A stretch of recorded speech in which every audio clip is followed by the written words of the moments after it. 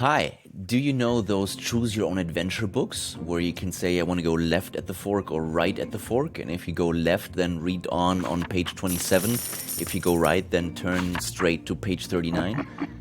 Well, you can do something very similar with this video. And if you're game, you can create your own coaching process that way. If you're up for it, I've put the rules right here. You might want to hit pause on the video now in order to read them carefully. However you want to do it. If you want to follow them, great. If not, just keep on watching and enjoy either way.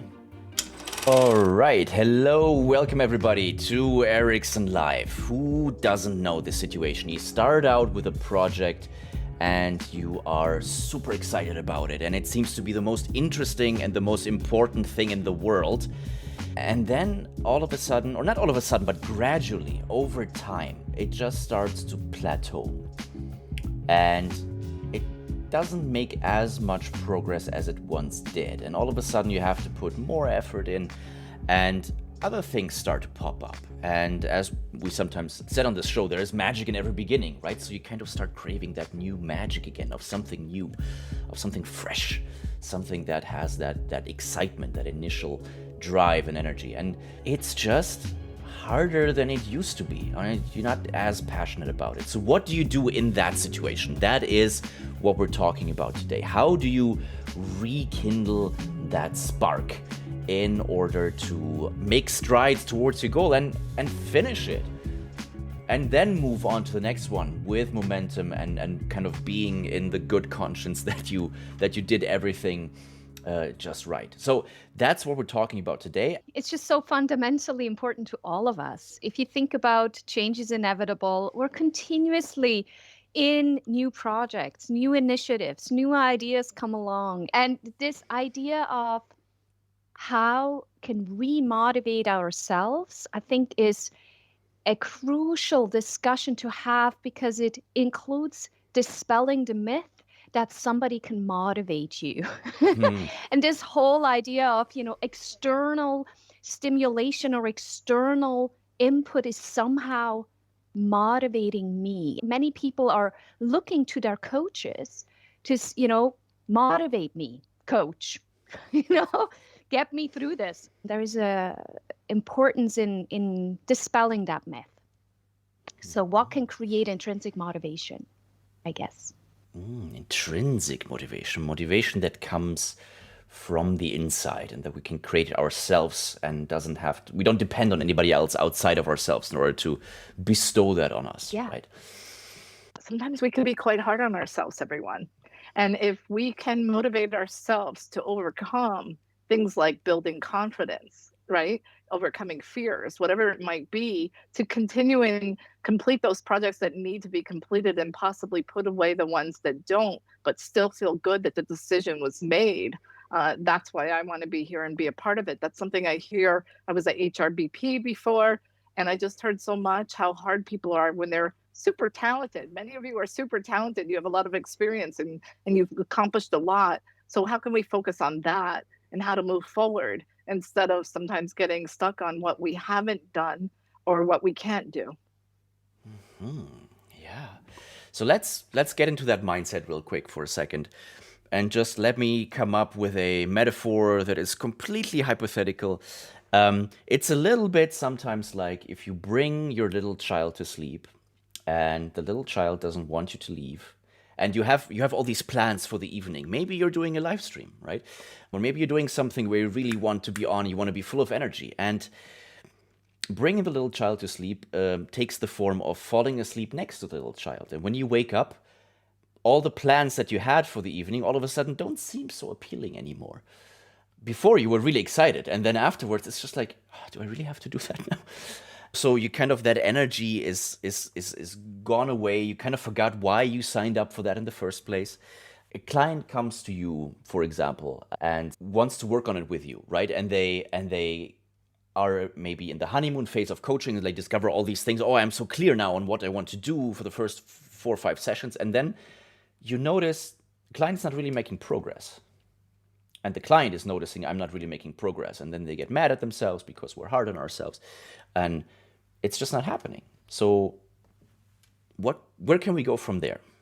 I think some genuine curiosity and exploration would be important to really see the why behind that. You know, the why behind what's the expectation that you might have set up for yourself in the beginning? The why is it important? You know, how might that go with, you know, the big picture of your life right now? So really some questioning around the importance of it and is it or not? So maybe a little bit of decision making comes into play here as well. Things change in people's lives. That's a fact. But what at this time would bring you most value, and if it's worth doing, then we can support through questioning, through visionary, what might support that to happen. But the coach cannot motivate the coachee. It's all about what's in it for the coachee, the purpose, the understanding, and the clarity that one might need to either move forward or let it go if that's the decision that's made by the coachee. Yeah, I love what Nancy is saying. And I think this whole question of purpose, right, is very personal to everybody. And I mentioned before, you know, no coach can motivate a coachee, or no facilitator or teacher can motivate a student. But what we can do as coaches, as teachers, and it's just as people, we can ask each other with that authentic curiosity, why is this important to you? And what is it touching on? What is it giving you? If you were to continue with it or to bring it into your life the way that you want to, what is it giving you? How is this, you know, fulfilling certain parts of how you want your life to look like, how you would like your life to be like? And allowing someone that space and the time to go within and for them to realize that. I think many of us in our busy lives don't have the space and time to do that. And that is what a coach can do, is really asking you that question to go with it. Why is this important to me? And if I could, Fabian, I Oh, just want to go absolutely. back to your metaphor, if I could. Yeah, I mean, I think about the importance of laying down with a child to go to bed and how that might change a priority, right? I think it goes back to values and what's important, and that's why that happens. Doesn't mean that maybe we won't get back to the project or the idea of innovation, whatever it is. It's the prioritization of, is that the most important thing at this time? And if so, what are the steps that I'm going to take to accomplish that? And if not, when might be a better time if it is still important? So really appreciating that metaphor, you know, because we each have strong values in us, and are we aligning to those? And if not, why? And if so, what else might we do to be even more effective to make sure that we're getting the benefit and the value out of life that's important to us and our families, if that's the case? Yes, and in the moment, whereas through time, right? So right now, what is the most important priority? And then taking a step back and noticing, okay, this is my life. Here are all the things that are important to me. How might they live next to each other, right? Yeah. The example wasn't all that hypothetical. That was me half an hour ago. It's just like trying to raise myself up, and I'm desperately trying to suppress a yawn. But it's getting better and better. The more I'm listening to you guys, the more excited I'm getting. So maybe let's go off of that. So not everybody has the luxury sometimes to say, okay, I'm going to discard this project, or this doesn't align with my values right now, or maybe they haven't thought about it. It's just something they have to do, and they have to get it over with, or do they? So what if it's something where people perceive that they don't have a choice, but it's about, okay, I have to do it because I have to, because otherwise I think I might get fired, or it's just a financial thing, or I don't know what.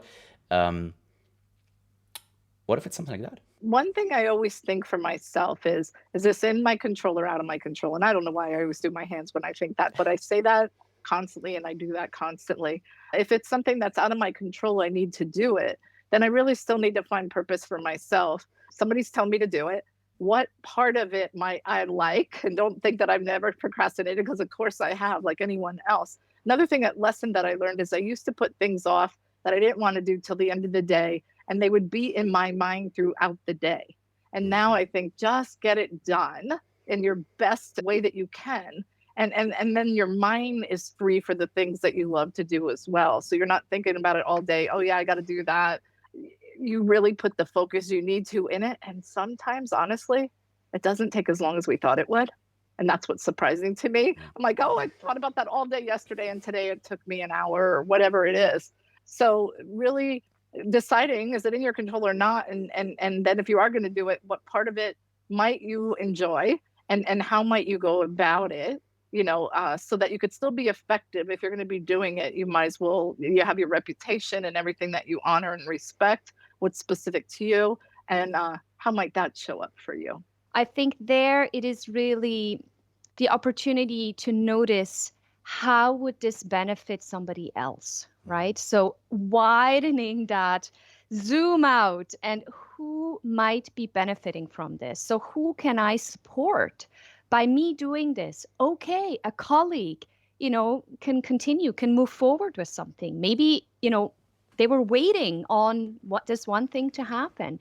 So you make their lives easier. Maybe it is something that somebody has a real benefit from it. If you're doing this task or if you're completing something, because the other person gets something out of it that is important to them. So where is that beyond me? What can happen out there? How is it positively benefiting? How is it then maybe even going to go on with that person then having a great day? And then it has a ripple effect. So for me, I try to see it in a wider perspective. And if I sort of struggle with, and it's like, I remind myself, okay, what is this good for, right? How is this benefiting others? That's the first thing.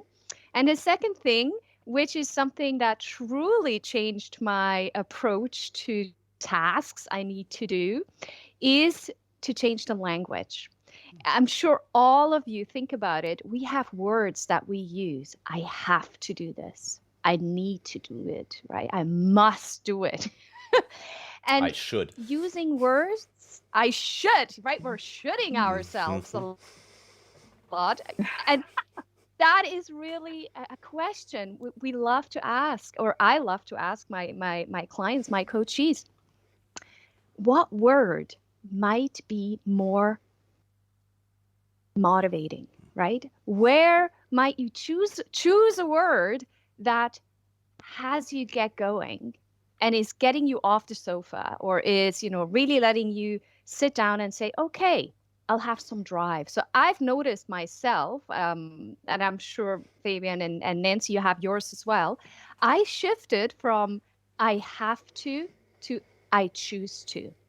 Although I might not have a choice, if I flip it in my mind to I choose to do this, suddenly it becomes less daunting. I don't know why, but yeah. Yeah. I especially like I dare to, and I allow myself to. Yes. Allowing. Yeah, nice one. What about you, Nancy? Which ones are yours? Yeah, I kind of switch it up based on what's going on. So let me recap what we have so far, because we already have quite a bit.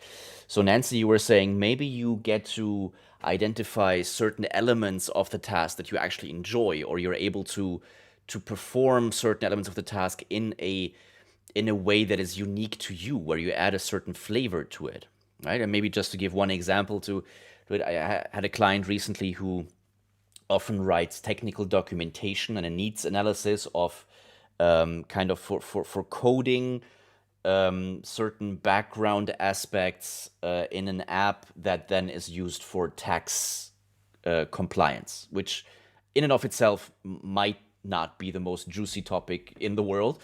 But he then kind of discovered his inner writer, where he just would not try to sound stuffy on purpose, because that's what you do, that's what it's supposed to sound like, but he would actually write it in his voice and just not necessarily put jokes in there, but just make it a little lighter, a little more authentic, even though it was for one or two people.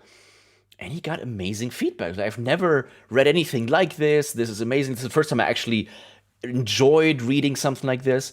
And it just gave him such a rush to kind of have made a difference in somebody's life, or at least somebody's day that way, right? And that kind of brings us to what Brigitte said, that who else is benefiting? basically, right? Like who are we impacting through this? Who's counting on us? And if you have done the art and science, obviously you recognize the stakeholders exercise right away. That is kind of nestled away in that answer.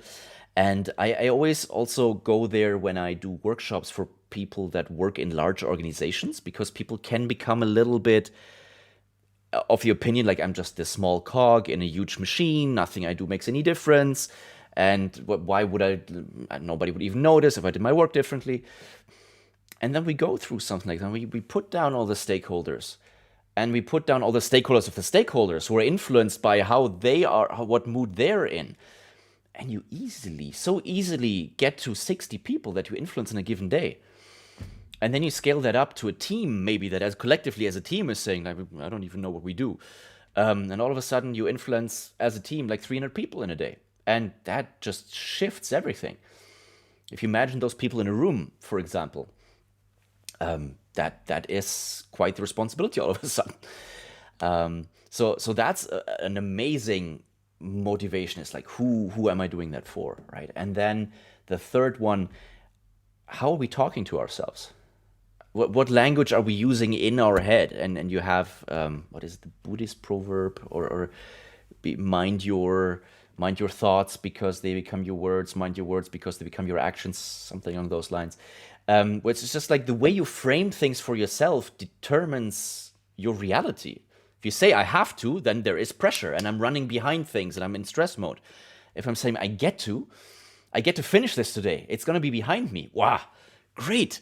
There's this, nothing changed about the situation outside of myself. And that's exactly what Brigitte was talking about with the intrinsic motivation, where I'm not necessarily like deceiving myself, but I'm giving myself the best shot to go into it with a lot of energy. Is that a fair summary of what we have so far? Nicely done. Nicely done. The only thing that just came up while you were summarizing this so beautifully is the whole idea of, do I try to get away from something that at this point makes me feel uncomfortable, right? So is it, I want to get this done because it's on my mind. Like Nancy, you were saying, right? This thing is continuously in the back of my head and it's sort of a little bit niggling at me. And so that can be a great motivation, because what if I did it now? Then I can relax and I can like, whew, it's done. And this niggling feeling goes away. So where is your motivation within a task or within a project? Are we trying to make something less bad? That can be a great motivator. So am I trying to move away from something, make something less bad? Or am I moving towards something? And again, if you've gone through the art science of coaching, of course, this is also related to the formula of change, where we're saying, do we have a juicy, big, fat orange carrot that we are really wanting, that's pulling us? And it's like, yes, this is where I want to go towards. Or are we in a situation where we really don't like the carrot that we're stuck with, and we're like, I have to get away from this carrot no matter what? And that's getting me off the sofa. Nancy. As always, we were going down the same path, Brigitte. And then if we think about a project, sometimes the vision and the expectations around the project maybe weren't clearly set. How many of you can maybe put in the chat that you are asked to do something and you're asked to do it now? Get on it. And, in our program, we have a exercise called tri-position planning, where we think through and step into different thinking spaces of a visionary, a planner, a critic ahead of time. So some of those things you can overcome prior to even getting into a project that I see many times in positions that I've had, where it isn't thought through, or the expectations aren't clear, or the vision isn't there. So it's hard to take action because of that. But with that clarity that you can do through an exercise, it can help you have that, encourage you, and keep yourself self-motivated to complete, and think of all the things that could come up that might stir you in a place of procrastination if you hadn't thought it through. So I really appreciate that exercise very much and use it a lot even in my own mind. Yeah. Okay. So we have tri-position planning as additional tool. I also heard timeline exercise shimmering through there. Okay. My end goal, my end state is serenity or peace or this quiet and this time with my family. So if I want to be there, then last Friday before Christmas Eve, what do I need to have wrapped up by then and before then? So we alluded to a couple of times that sometimes the answer might just be, look, you might want to go for it and you might want to recommit and it might still fit in your life, but you can never cross the same river twice, and we change, our circumstances change, and maybe as a result of that, sometimes the project that you started at some point isn't any longer the best way for you to go forward and to spend your energy. What do we know about helping clients identify maybe when is the right time to let go? It's, of course, a very good question, right? Because you have these two sayings, head down and through, right? So that's a certain mindset that a lot of, at least Western European, I have grown up with it, right? Just head down and through, eyes on the prize. There's a lot of sayings, right, that sort of encourage and entice you to continue. But at one point, it could also be true to say, cut your losses and move on, right? So when is that point? And I think that is so personal to everybody when they are in a project, in an initiative that might not be priority anymore. It might simply not be the right time, so maybe later, or it literally is, you know what? I was all hyped up. I knew why I started this, but things change. Life's changing. And therefore, allowing oneself to take a moment and be honest, hand on heart, to be honest with oneself, to say, what is really going to be hurt if I'm letting go of this? Is it my pride? Or is it really that I'm going to be regretting this for the rest of my life? And I mean, everybody can only answer that for themselves in that moment, right? Why am I holding on? Yeah, and I'll tell you, keeping confidentiality just from a broad sense, I definitely see people that hold on for others. What will they think of me? I said I was going to do this and I'm not. So, that could be a culture thing, that could be an individual thing, but always looking back to you as well. Because if you've accomplished and you feel accomplished, another thing that's coming to mind that I have to kind of shift to here, because it's strongly coming to my mind, is when I was in HR, people would say, you know what, I don't even care that this project was canceled, because sometimes the organization cancels the project. I just want credit on what I've done thus far. So also maybe recognizing what you've done this far, or having a team or a leader or organization recognize what you've done thus far, and putting some credit around that, whether it's internal or external or both, that can really help support you as well. So many different things are coming to mind from what I've experienced as well as what I've heard from others. And a lot of times, the hardest thing is what others think. And I just want to have you ponder that for a moment. Maybe it does matter what others think, and maybe it doesn't. Maybe it's more you thinking what others are thinking. I had one leader say something to me one time that I will never forget. It was probably 20 years ago, and I share this quite frequently. He said to me, sometimes, Nancy, people will talk about you in that situation until there's something new to talk about. And that's absolutely right. I might have been keeping it in my head longer. They were over it. They got lives. They got things going on themselves. And I think it's still, about me and my project, and it's not the case. So just throwing that out there as well for your thoughts. Yeah, love what you're saying, Nancy. And if I may add, it's this idea of, am I a failure, right? Am I a failure if I say I'm discontinuing, or if it's from an organization point of view, are they basically branding me a failure, right? Or am I, because they're canceling the project, everybody is going to see me as a failure? So this whole idea of shifting towards, well, okay, yes, it's discontinued, but what have I learned? What have we learned as a team? What can we take from this so that we can actually say, this was really important that we went through this because it's going to support me in the future. It's going to support us doing it differently. This is very solution focused, of course, in terms of where are we putting the focus? Where do we want to focus on the stuff that, okay, it stopped and we're all falling into doom and gloom and, like, oh my goodness, we're never going to get out of this. Everybody's going to see me as that forever and ever. Or to say, okay, what can I take from this? Very, very much so that this is a learning and it was useful. Yeah.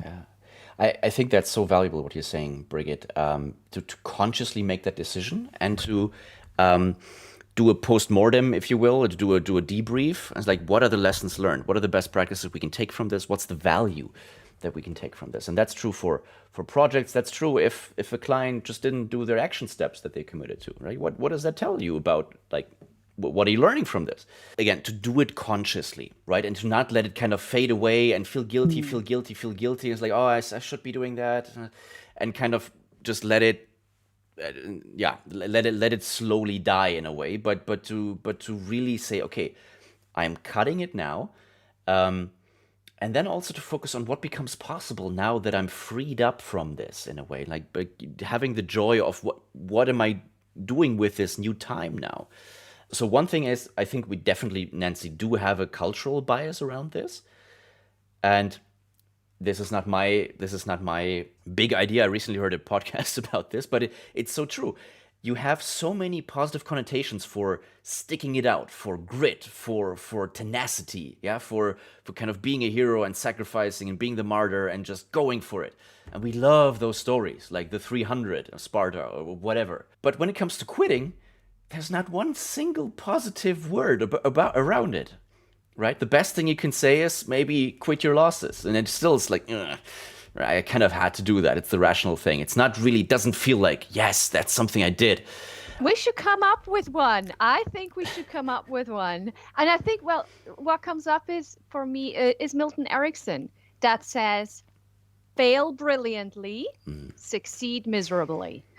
I think it's close. But maybe we should coin a saying, everybody. We should coin a saying. Yeah. Let's do it. Yeah. So Benjamin is saying, I'm pursuing a new opportunity, not quitting. So it's really just like focusing on like what becomes what becomes possible. You win some, you learn some, he also says. Yeah. And then you often learn more from failures than you do from when everything goes swimmingly, right? Always. Thank you, Benjamin. Always. Yeah. You always learn more from when things go wrong. Heavens, yes, right? Yeah. When everything goes smooth, you're like, okay. But if things really are not going smoothly, it takes some time, right? When you're in the thick of it and when you're just making the decision, it's difficult right then and there to notice the positive in it, to notice the opportunity, to notice the learning. But once you have some time and some distance, there is this, oftentimes for me at least, what comes up, I say it was a blessing in disguise, right? So that now actually truly helped me develop. And I've noticed with a lot of my clients, that's when, again, they take time and are honest with themselves, they do find that blessing within that situation. That can be tough, right? Like in that moment, like you're saying, and Robert is asking, could you give me an insight on how to make failure to recognize as learning when the client is depressed by its huge fail? So what if the client is really like, this is the worst thing that ever happened to me. I'm so upset. What are you talking about, blessing in disguise? That's so cynical. How do we get them? I mean, obviously we don't get them there, like we said before, but how do we support them in getting there? The first thing I would do is let them talk about it, right? And then from that discussion, what I'm hearing, I'm bringing back the positive aspects of what I'm hearing. But I might say, as you really consider that situation, and first of all, in recognizing that you're going through this tough situation, as you really think about that, what might be coming up for you that's a possibility, or what might be coming up for you that's a learning that we can take from that? And I would just ask the question, but in general, every piece of who I am is because somebody gave me feedback, the mistakes that I've made, whatever the case may be. And I had wonderful leaders and mentors that supported me, colleagues with that. And so you're right, in that moment, sometimes it's hard to see, but I tell you, as you mature, there's times now where I can think immediately, like, what could be the good that comes out of this? Besides allowing someone to reflect on it, to hold that space, that's, I think, so important, that they're allowing themselves to sort of take a gallery view of what happened and take the time to do that. And then, of course, what is the learning? But for me also, the question in the moment for the coachee will be, what do you want to focus on? What do you want to focus on? Because nobody is going to stop you to focus on the so-called negative, the awful thing that happened. Nobody is going to stop you. It is absolutely your choice. And I would always say that. I said, it is your choice what you want to focus on.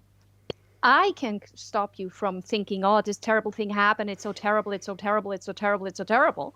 I can't stop you. Nobody can stop you. You decide if you want to shine your light onto something else. And as we know in Erickson, everybody that has gone through our program, what you focus on is what you get more of. I think we've mentioned this every single time, but it's so true.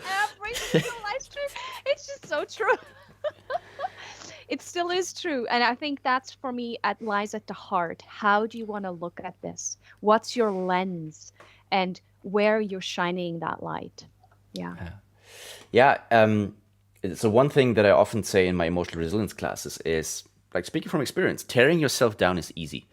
Like, that's not a big deal. Like, everybody can be really hard on themselves and like, I should have done that better. And it's like, that's what the hard thing is, to be on your own team and to think about, like, how do I make the best of this? And that's the real challenge. So if you want to be hard on yourself, then support yourself, because wallowing in self-pity and kind of like seeing the faults and everything, that's really easy. I don't know. To me, that's incredibly motivating. Other people might find that weird, but anyway. Yeah, no, so I love what you're saying, this idea. We have all a long-standing practice. We're all really good at hitting ourselves over the head, right? This idea, I think there is a real discernment when you are doing your reflection. It is, for one thing, to notice, okay, what was out of my control, to Nancy's point, right? Where this happened to me and it wasn't in my control, and where within this situation, where was the thing that I had control over, and where, hand on heart, I want to do something differently the next time round. And that's the thing for me where, the nugget lies buried. And that's sometimes a hard thing to do, because you have to admit, okay, yeah, I really didn't do that very well. But that doesn't mean that overall, you're a terrible person, or, that you're a failure, or that you shouldn't be doing anything ever again. It's that honest conversation with yourself. Okay, yes, I did this. This was my part in this, because nothing happens. It always takes two to tango. So where am I going to show up differently next time? I think that's where a coach can really support a person in noticing that process. Yeah, I think what we're coming down on, what we're kind of describing in a lot of different ways, is we help our clients dissociate in that moment, right? Like, we help to get out of that super intense emotional state. And we might do things like a time shift forward. We might ask, so in a year from now, what do you Like if you look back on this a year from now, what do you want to have learned from this? How do you want yourself to pull through, to show up? How do you wish you would have acted, kind of in hindsight? You might call it accessing the wisdom of your future self, if that's not too esoteric for you, but it works, right? And it's amazing, and it's science even, in the sense that you get out of your own skin, and you think through it in a dissociated manner and taking all kinds of different perspectives on it. And yeah, that's where coaching can really, really benefit and really, really help. Hey, great job. If you're seeing this, that means you've either watched the entire conversation or you've taken the tips at the beginning of the video to heart and you've engaged with at least some of the questions that Nancy, Brigitte, and me had in store for you. Now, a couple more questions in order to finish things up, okay? What's one action step that you want to commit to as a result of your reflections just now? It doesn't have to be anything huge or groundbreaking. Just make it something that gets you into momentum. Make it something small. Make it, in fact, so small that you know you cannot fail to do it. Let it be something that you can do right now after finishing this video and liking this video, or if it's late today already, make it something that you can do tomorrow. Got one? Great. Well, what value have you created for yourself today? What is something you really want to appreciate about yourself right now? I, for one, really appreciate the time that you've given us today, and that also implies the trust that you're giving us, that your time is being well spent. And I appreciate that you've shown up for yourself and you've put in the work. Please leave me a comment below to let me know what the value of this video was for you. And then think of a friend or loved one who would really benefit from watching and working through this video. That would really mean the world to me. So, welcome to the motivation section. Chaka, you can do it! No, just kidding. But seriously, does it feel like a lot of work to follow all these tips that I put at the beginning of the video?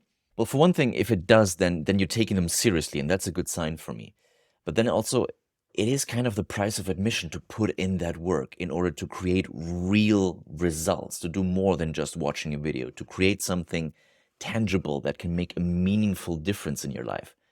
And I think that's actually quite amazing for a YouTube video.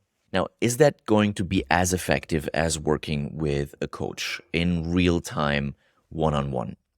No, most likely not. But you can still use it in order to create something, in order to create something amazing. Like I said, something real. So, think about yourself a month from now. I'm serious. Look up, look into the future, and see yourself a month from now. See yourself being successful. See yourself either having reached that goal that you thought about or being right on track in order to reach it. What does that look like? Okay, now step into that future. And when I say step in, I mean step into that future. Let's do it together. So if you're in a bus, on the phone or something, you can do this with your hand. Otherwise, if you have the opportunity to get up and make a step and step into that successful future you. Ready? 3, 2, 1.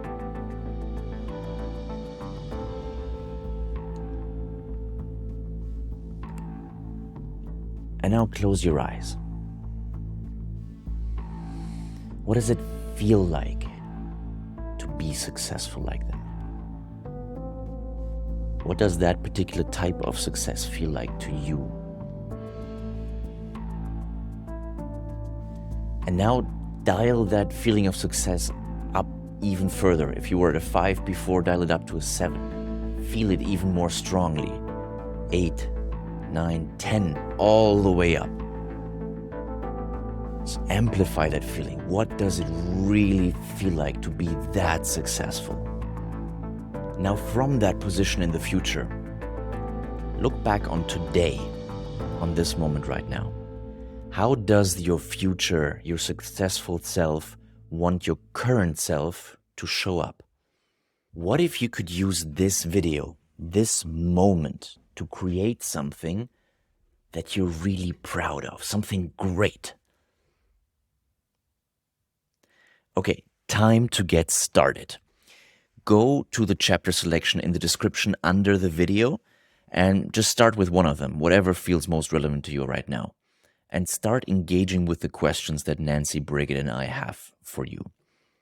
And every once in a while, remember what that feeling of success feels like to you. You felt it once before, you can now feel it whenever you want. Okay? Let that fuel you and have fun. And if you're still here and you're still not quite in the right mindset to work through this video and engage with it really, how about watching this video? It will really help you appreciate the good parts of life. And then afterwards, come back to this video.